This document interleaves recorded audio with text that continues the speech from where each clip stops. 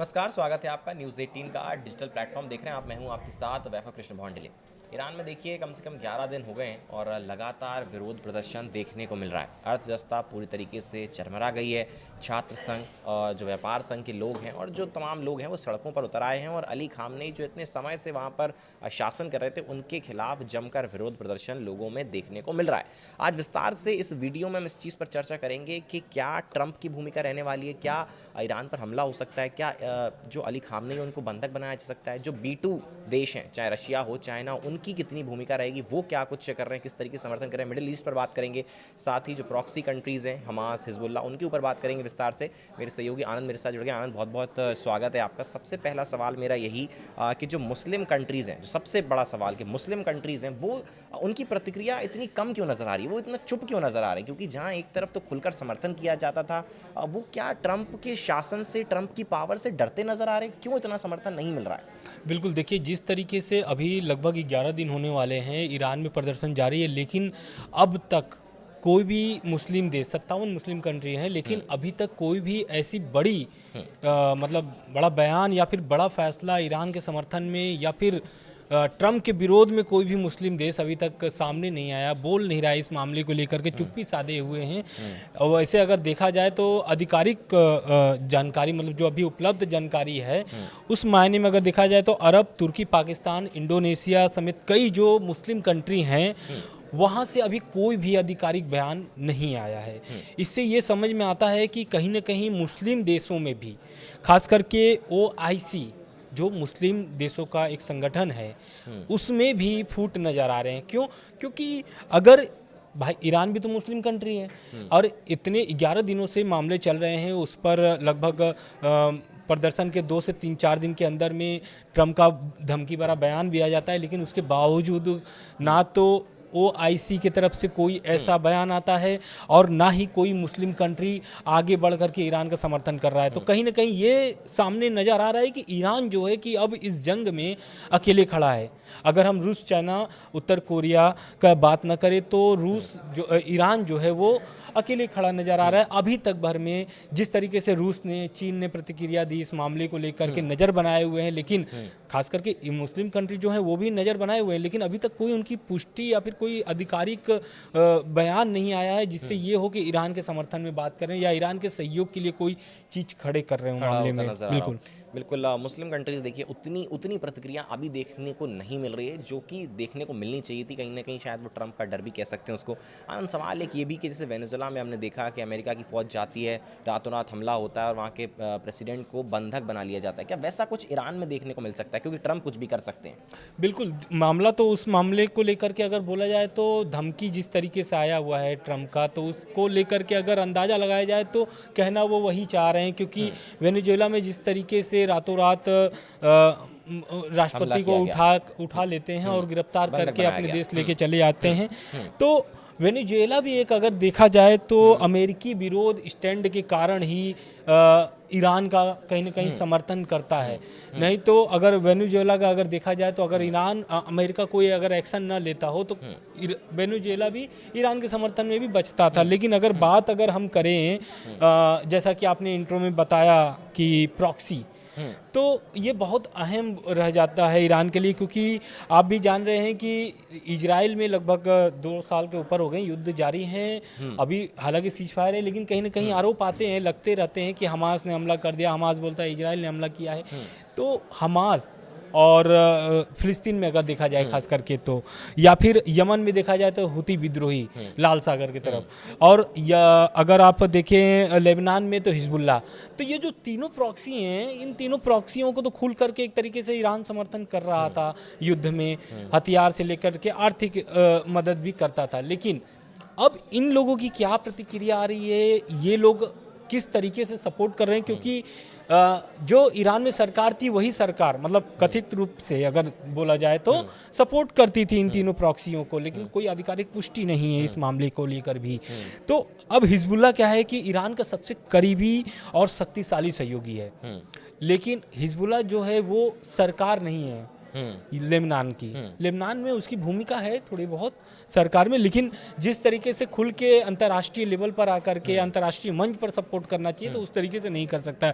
जैसे ईरान करता है पीछे से सपोर्ट हिजबुल्ला को, उसी तरीके से हिजबुल्ला भी कहीं ना कहीं सपोर्ट कर रहा है इस मामले को लेकर के। और सपोर्ट कहाँ कर रहा है? खास करके इजराइल में, क्योंकि इजराइल जून में भी आप देखेंगे कि किस तरीके से इजराइल और अमेरिका ईरान पर हमला किए थे। तो अब क्या है कि वो पूरी नज़र बना करके हिजबुल्ला रखा हुआ है कि इजराइल की गतिविधि क्या है, क्योंकि नेतन्याहू के भी बयान आया था इस मामले को लेकर के। तो नेतन्याहू और इजराइल की जो सरकार है उनका ये कहना है कि हम जो प्रदर्शनकारी हैं ईरान के, उनके साथ खड़े हैं और उनका सहयोग करने के लिए हम सक्षम हैं।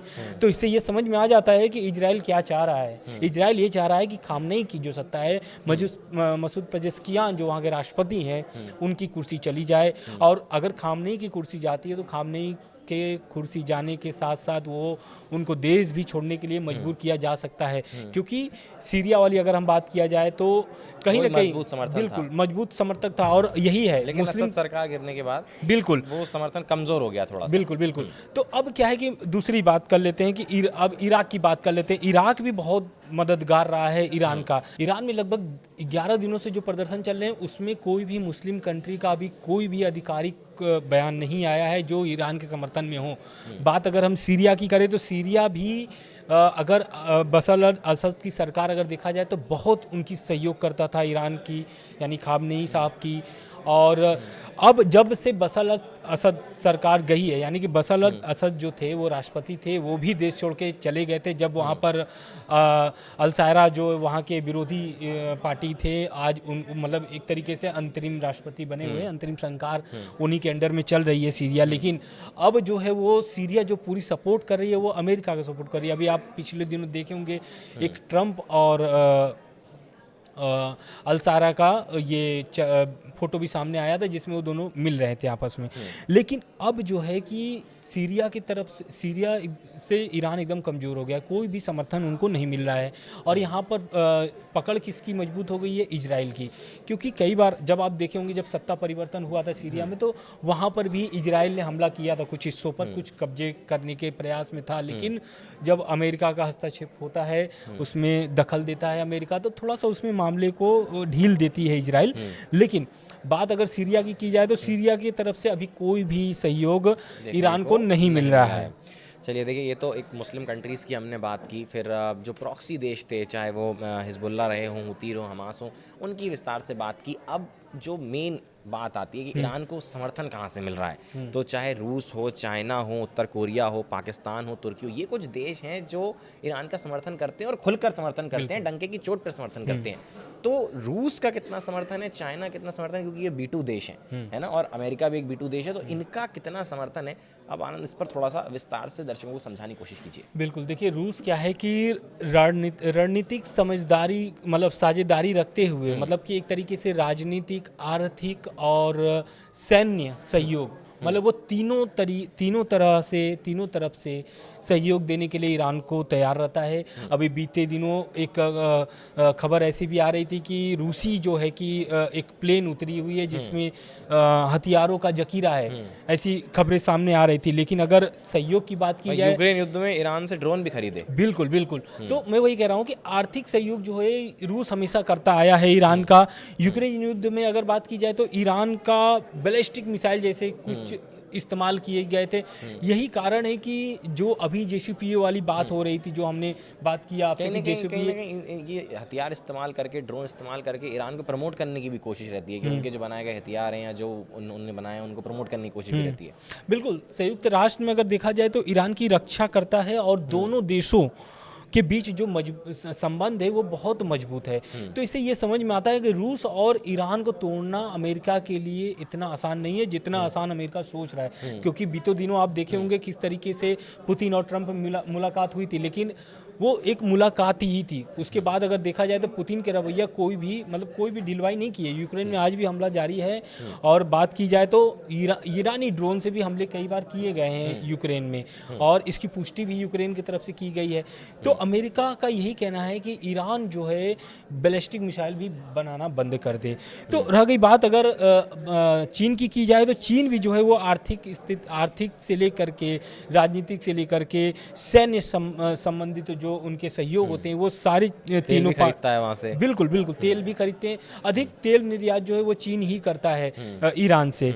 तो कहीं ना कहीं दोनों ये जो देश हैं वीटो पावर हैं यूएन में, दोनों देशों की एक ये भी बोल सकते हैं कि बहुत ताकतवर फैसला जो भी लेते हैं वो बहुत ही दुनिया को हिलाने वाली भी होती है। तो कहीं ना कहीं रूस और चीन का सहयोग ईरान के मिलने से जो मुस्लिम कंट्री हैं कहीं ना कहीं आने वाले समय में आप देखेंगे कि मुस्लिम कंट्री जिस तरीके से अगर हम बात करिए जाए तो पाकिस्तान, तुर्की, ये तुर्की खास करके अगर देखा जाए तो तुर्की मुस्लिम ब्रदरहुड के तौर पर अगर देखा जाता है कुछ चीज़ों में जो है कि खुल करके तुर्की समर्थन कर देता है। अमेरिका का विरोध भी कई बार किया हुआ है। पाकिस्तान क्या है कि वो इजराइल के कारण से ईरान के समर्थन में बात करता है। लेकिन अभी इस मामले में कोई भी ऐसी प्रतिक्रिया पाकिस्तान की तरफ से भी नहीं देखने को मिला है। तो ये जो मुस्लिम देश हैं उसमें अगर अरब देशों की बात की जाए तो अरब देशों में सऊदी अरब, यूएई आदि संबंधित जो है वो अभी क्या है कि उनकी प्रतिद्वंद्विता जो है कि वो बनी हुई है, लेकिन बच रहे हैं इस मामले को लेकर के क्योंकि ट्रम्प की जिस तरीके से धमकी भरा बयान आया हुआ है और खामनेई का जिस तरीके से, ईरान का जिस तरीके से बयान आया हुआ है, तो उससे इन मामले को लेकर के मुस्लिम कंट्री जो है वो नहीं चाहते हैं कि और भी तनाव बढ़े मामले को लेकर के। बिल्कुल। तो देखिए ये विस्तार से हमने आपको सब कुछ समझाने की कोशिश की है कि ईरान में प्रदर्शन चल रहे हैं, लोग सड़कों पर उतर आए हैं, विरोध किस तरह तेज़ नज़र आ रहे हैं, वो भी अली खामने के खिलाफ, और मुस्लिम देशों की प्रतिक्रिया क्या है और वो चुप नज़र क्यों आ रहे हैं। साथ ही ट्रंप की इसमें कितनी भूमिका है, क्या वेनेजुएला जैसा हमला ईरान पर भी हो सकता है, साथ ही जो प्रॉक्सी कंट्रीज़ हैं उनकी कितनी भूमिका है, वो विस्तार से हमने चर्चा की। साथ ही जो B2 देश हैं, रशिया है, चाइना है, उत्तर कोरिया है, पाकिस्तान है, ये लोग कितना समर्थन करते हुए नज़र आ रहे हैं, खुलकर कितना बोल रहे हैं ईरान के पक्ष में, तमाम बातें हमने इस वीडियो में की हैं। फिलहाल के लिए हमारे साथ इस वीडियो में बने रहने के लिए आपका बहुत बहुत शुक्रिया। धन्यवाद।